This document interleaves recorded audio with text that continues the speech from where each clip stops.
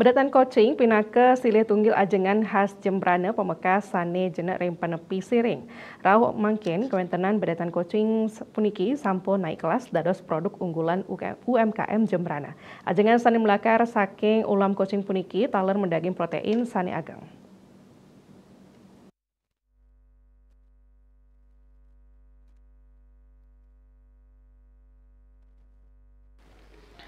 Bedetan puniki melakar saking ulam Kocing para bendegani. Bedetan Kocing inucap kekaryanin oleh para istri bendege anggen habdabin pengraumasan kering yening arang manggen ulam. Melarapan mebedet ngejantenang ulame awet. Ngajeng bedetan Kocing puniki sida kecampur sareng sambal sere mebecek. Tata cara ngaryanin bedetan Kocing pinih sederhana. Ulam Kocing kabersihang megetep raris ring toye sanes sampun medaging cuke.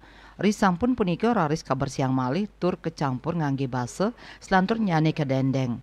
Ketua kelompok wanita tani Pedetan Perancak Niwayan Mulyarni Mausang, ris sampun kering bedetan Kocing puniki sida kaadol.